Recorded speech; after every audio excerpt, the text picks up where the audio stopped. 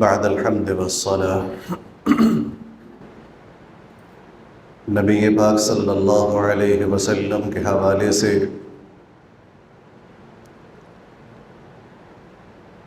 قرآن پاک کا بڑا بہترین اور خوبصورت اصول اور ضابطہ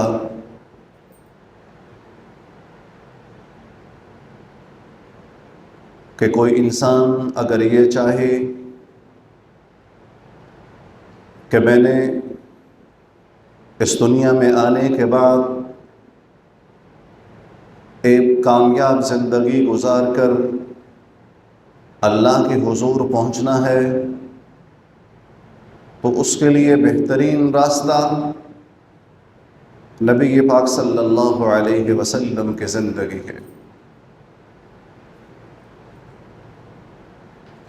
آپ کی زندگی کو اللہ نے بہترین نمونہ اور رول ماڈل کی حیثیت سے قیامت تک آنے والے انسانیت کے لیے پیش کیا ہے۔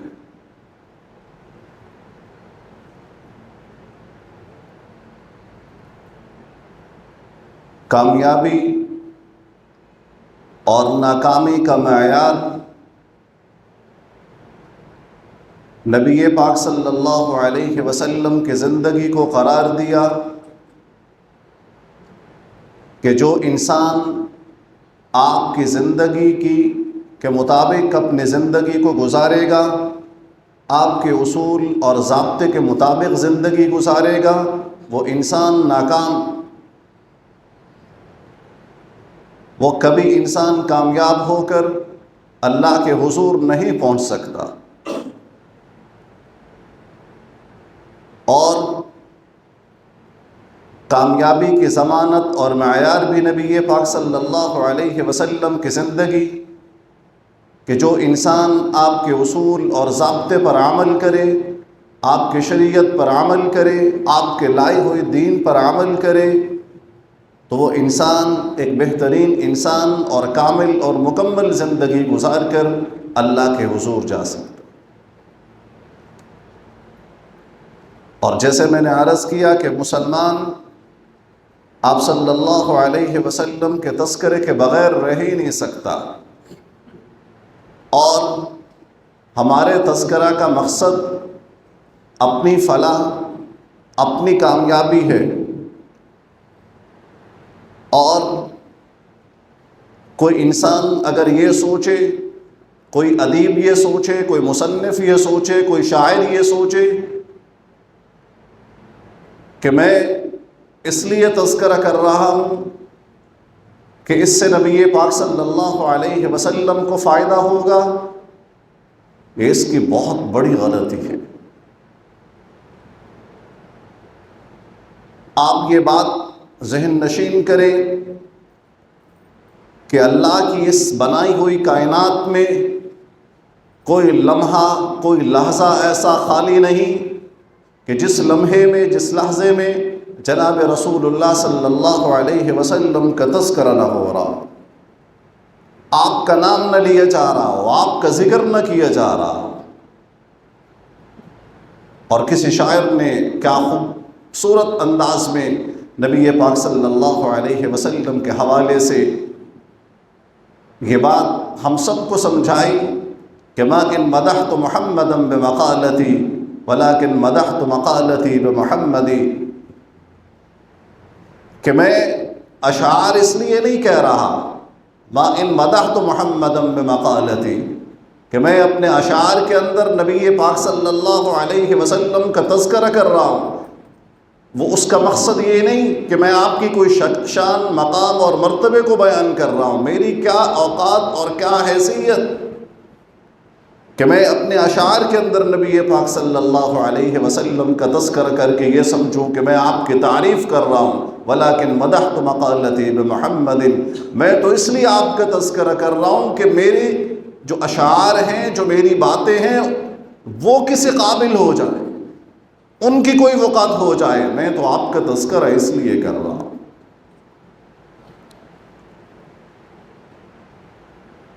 تو دوستو بزرگوں،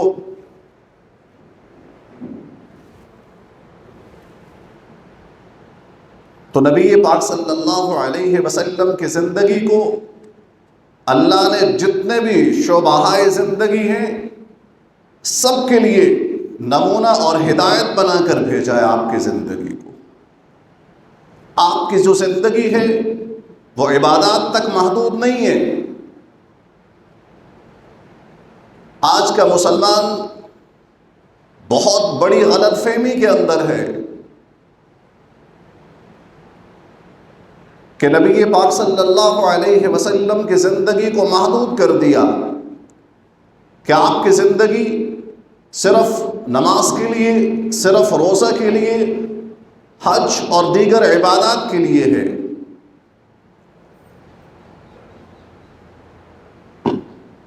بلکہ نبی پاک صلی اللہ علیہ وسلم کی زندگی انسانی ہر شعبے کے لیے ہے۔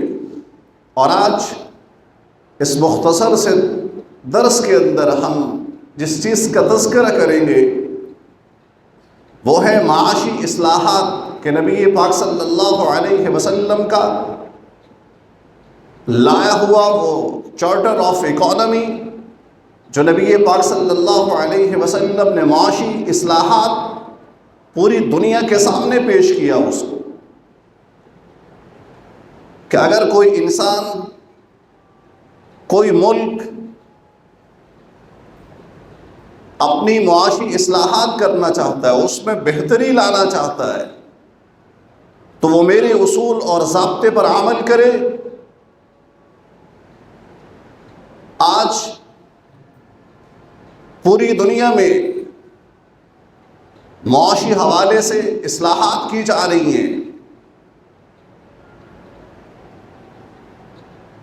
اصلاحات کرنے کے بعد اس کے رزلٹس زیرو میں آ رہے ہیں، صفر، کوئی نتائج نہیں، کوئی ثمرات نہیں۔ کیوں؟ کہ مسلمان اس غلط فہمی میں ہے کہ نبی پاک صلی اللہ علیہ وسلم کی زندگی محدود ہے صرف اور صرف عبادات تک، باقی جتنے بھی زندگی کے معاملات ہیں جو ہم نے چلانے ہیں وہ اپنی سوچ اور اپنی سمجھ اور اپنی فکر کے حساب سے چلانے ہیں۔ دوستو بزرگوں، یہ بہت بڑی غلط فہمی ہے۔ ہمیں ہر معاملے میں نبی پاک صلی اللہ علیہ وسلم سے رہنمائی لینی پڑے گی۔ کیوں؟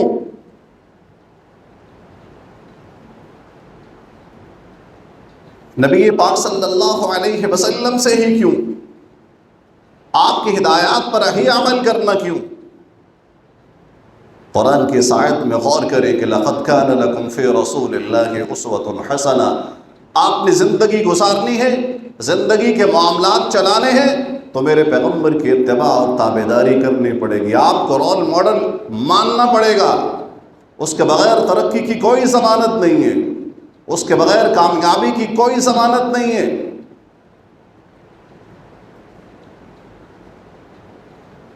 نبی پاک صلی اللہ علیہ وسلم نے اپنی زندگی کا، اپنی جو عملی زندگی ہے اس کا جو آغاز کیا تو آپ نے تجارت کے ساتھ کیا ہے۔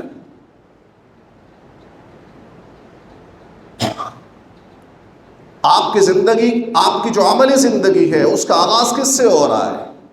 تجارت سے ہو رہا ہے۔ تو تجارت کو سمجھنے کے لیے، اس کے اصول اور ضابطے کو سمجھنے کے لیے نبی پاک صلی اللہ علیہ وسلم سے بڑھ کر کوئی ماہر نہیں ہو سکتا، کوئی بہترین سے بہترین معاشی اصلاحات نہیں دے سکتا۔ کوئی انسان انفرادی طور پر، کوئی ملک اگر ترقی کرنا چاہتا ہے تو اس کو چارٹر آف اکانومی جو رسول اللہ نے پیش کیا اس پر عمل کرنا پڑے گا۔ تو سب سے پہلے جو آپ کی لائی ہوئی شریعت اور آپ کا اصول کہ اوفوا الکیل والمیزان، کہ آپ ناپ تول میں کمی نہیں کر سکتے، پہلا اصول اور پہلا ضابطہ معاشی اصلاحات کا، چارٹر آف اکانومی کا سب سے پہلا اصول کہ آپ ناپ تول میں کمی نہیں کریں۔ آج دنیا میں بے شمار اصلاحات لائی جاتی ہیں، جیسے میں نے عرض کیا، تو رزلٹ کیا ہو رہا ہے؟ صفر۔ کیوں؟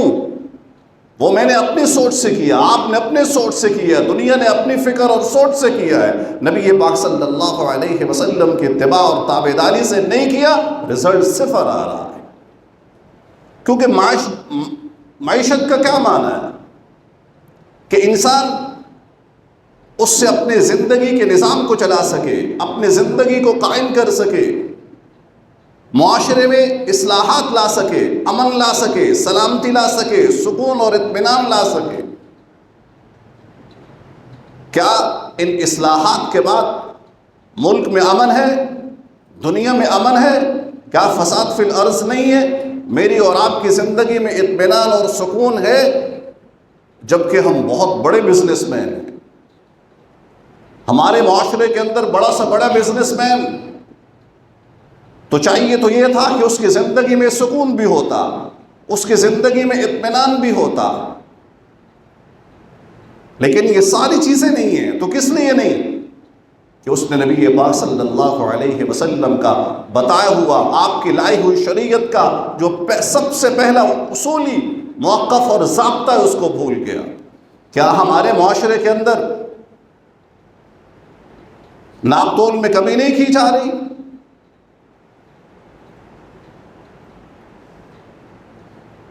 کیا ہمارا ناپ تول صحیح ہے؟ جو چیزیں ناپ کے دینی ہیں وہ صحیح ہیں، جو چیزیں تول کے دینی ہیں کیا اس کے اندر گڑبڑ نہیں ہو رہی؟ ہو رہی ہے۔ ہم اس میں کمی کوتاہی کر رہے ہیں،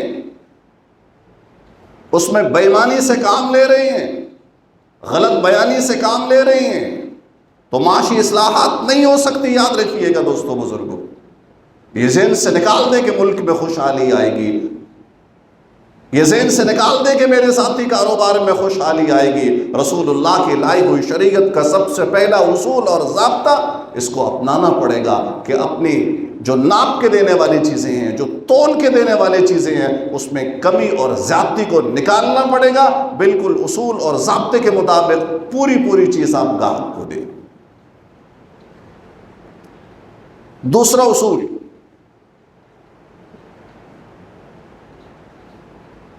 وَلَا تَبْخَسُوا النَّاسَ أَشْيَاءَهُمْ، کہ آپ غلط چیز آپ فروخت نہیں کریں، جس کو آج کی زبان میں 2 نمبر چیز کہا جاتا ہے۔ کیا یہ چیزیں ہمارے معاشرے میں فروخت نہیں ہو رہی؟ کیا آج کا دکاندار ملاوٹ زدہ اشیاء نہیں بیچ رہا؟ کیا فیکٹری کے مالکان وہ چیزیں نہیں بیچ رہے؟ کیا آپ جس آئل کے اندر چیز بنا رہے ہیں کیا وہ آئل ٹھیک ہے؟ آپ جس گھی کے اندر چیزیں بنا رہے ہیں کیا وہ ملاوٹ زدہ نہیں ہے؟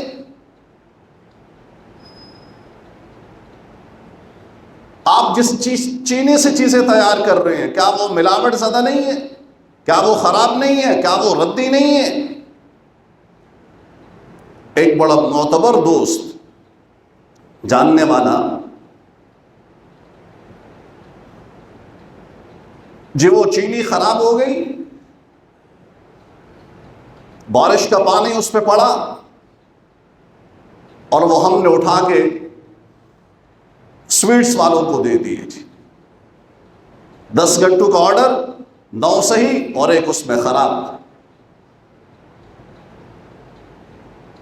اور سوچ کے آ رہے ہیں کہ میں انفرادی طور پہ ترقی کروں گا، پیسہ کما لیا، اس سے کوئی فائدہ نہیں ہے۔ جو اس کا اصل مقصد تھا وہ اگر ہے تو پھر آپ نے معیشت اور اکانومی ترقی کی ہے، اور اگر وہ چیز نہیں ہے، آپ ناپ تول میں کمی کر رہے ہیں، آپ 2 نمبر چیز بیچ رہے ہیں، ملاوٹ والی چیز بیچ رہے ہیں، معیاری چیز اور سٹینڈرڈ والی چیز نہیں بیچ رہے، تو یاد رکھیے آپ کی معیشت کبھی ترقی نہیں کر سکتی، آپ کبھی انفرادی طور پر آپ ترقی نہیں کر سکتے۔ ہم جو آئل استعمال کر رہے ہیں وہ معیاری ہے، وہ ملاوٹ زدہ نہیں ہے۔ تو نبی پاک صلی اللہ علیہ وسلم نے کیا فرمایا کہ اگر آپ نے ترقی کرنی ہے معاشی حوالے سے تو آپ کو ان چیزوں سے بچنا پڑے گا، خالص جو چیز ہے، جو ملاوٹ سے پاک جو چیز ہے، آپ کو وہ چیز دینی پڑے گی۔ معاشی اصلاحات سے کوئی فائدہ نہیں ہوتا، یاد رکھیے گا۔ اگر میں آپ اپنی سوچ سے کروں، آپ اپنی سوچ سے کریں، اس کا کوئی فائدہ نہیں ہے۔ یاد رکھیے ہر معاملے کے اندر نبی پاک صلی اللہ علیہ وسلم کی اتباع اور تابعداری کرنی پڑے گی۔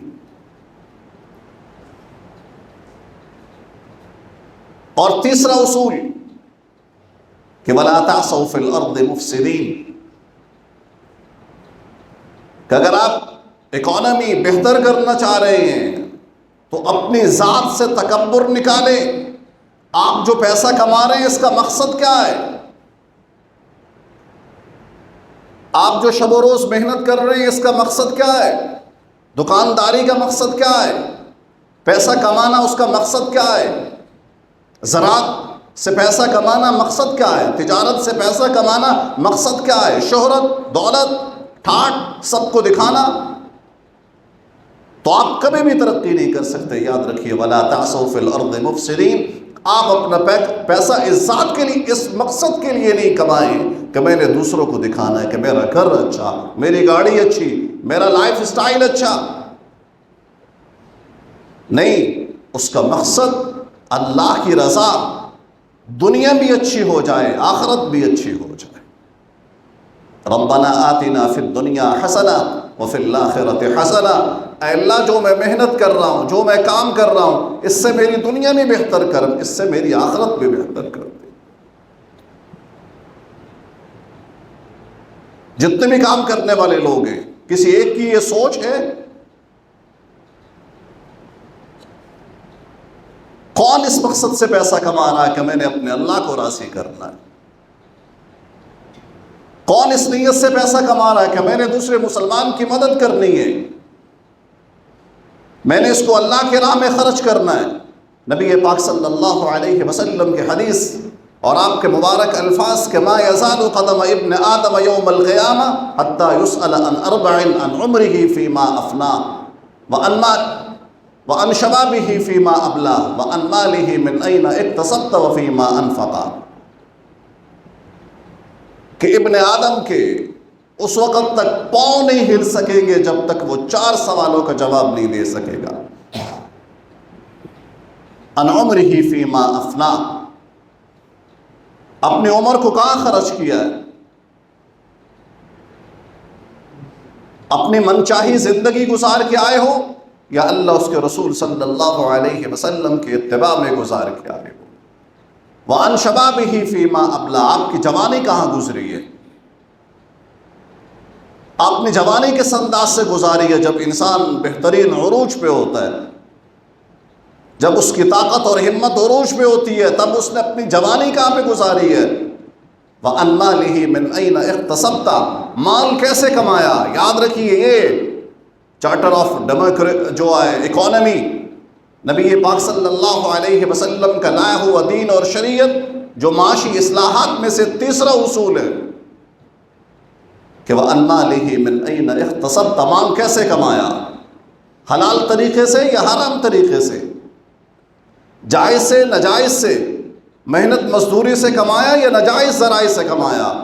نبی پاک صلی اللہ علیہ وسلم نے فرمایا کہ میری امت پہ ایک ایسا وقت آئے گا کہ میری امت کی صرف اور صرف یہ سوچ رہ جائے گی کہ میرے پاس پیسہ آئے، مال آئے، دولت آئے، مجھے اس سے کوئی غرض نہیں ہے کہ کہاں سے آ رہا ہے۔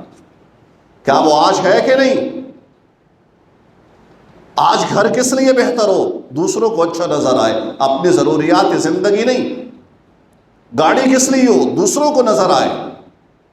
یاد رکھیے نبی پاک صلی اللہ علیہ وسلم کی حدیث، آپ نے فرمایا کہ جو انسان پیٹ بھر کے سو گیا اور اس کا پڑوسی بھوکا ہے اور اس کو اس بات کا علم ہے، وہ جنت میں نہیں جائے گا۔ ہم نے صرف نبی پاک صلی اللہ علیہ وسلم کی جو سنتیں، جو عبادات سے جن کا تعلق ہے، جیسے میں نے گزشتہ جمعے میں عرض کیا کہ ہم نے آپ کی زندگی کو بڑا محدود کر دیا ہے۔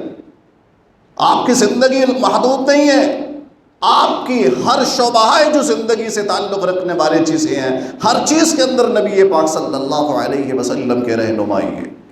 آج ہم میں سے اکثر جو لوگ ہیں وہ کاروباری لوگ ہیں، بزنس سے متعلق لوگ ہیں، کیا وہ اپنی معاشی اصلاحات میں نبی پاک صلی اللہ علیہ وسلم کے ان سنہری اصول پہ عمل کر رہے ہیں کہ نہیں کر رہے؟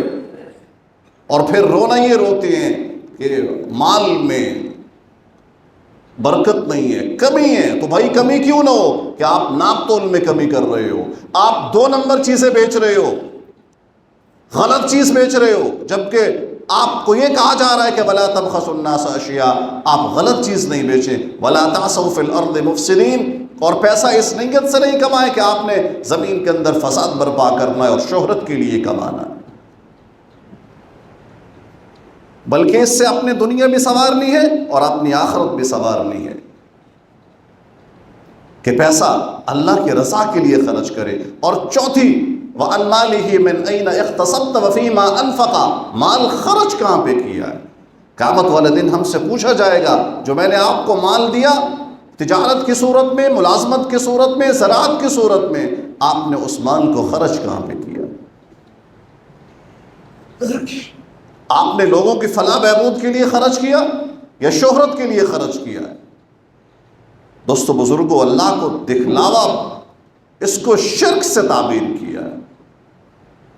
من صلی یرائی فقد اشرکا ومن صام یرائی فقد اشرکا، جس نے دکھلاوے کی نماز پڑھی اس نے شرک کیا ہے۔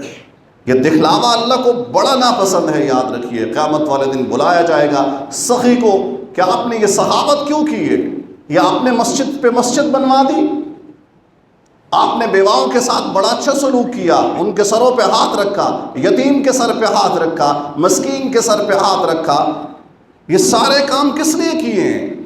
آپ مدارس کو بھی فنڈ دیے، آپ نے مساجد بھی تعمیر کیے، لوگوں کی راحت اور سکون کے لیے اے سی اور پنکھے لگوا دیے، کس لیے؟ یا اللہ آپ کی رضا کے لیے۔ اللہ تعالیٰ فرمائیں گے نہیں، یقال لک انک جواد، وہ تو نے اس لیے کیا کہ تجھے سخی کہا جائے، فقط قیل، وہ کہا جا چکا۔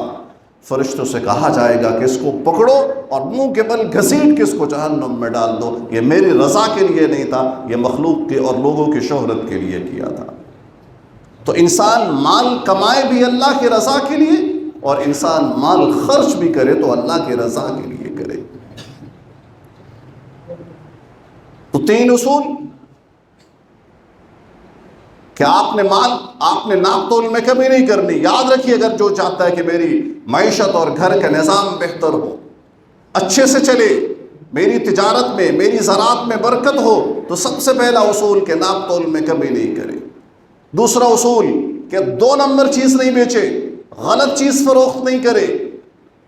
اور تیسرا اصول کہ فساد فی الارض، مال کمانے کا مقصد شہرت نہیں ہو، بلکہ کیا ہو کہ ربنا آتنا فی الدنیا حسنہ وفی الآخرۃ حسنہ، اے اللہ میرا اس مال سے میری دنیا کو بھی بہتر کر اور میری آخرت کو بھی بہتر کر۔ اللہ تعالیٰ ہم سب کو عمل کرنے کی توفیق عطا فرمائے، اور نبی پاک صلی اللہ علیہ وسلم کی لائی ہوئی شریعت کے مطابق ہمیں زندگی گزارنے کی اللہ پاک توفیق عطا فرمائے۔ اقول قولی ھذا وما علینا۔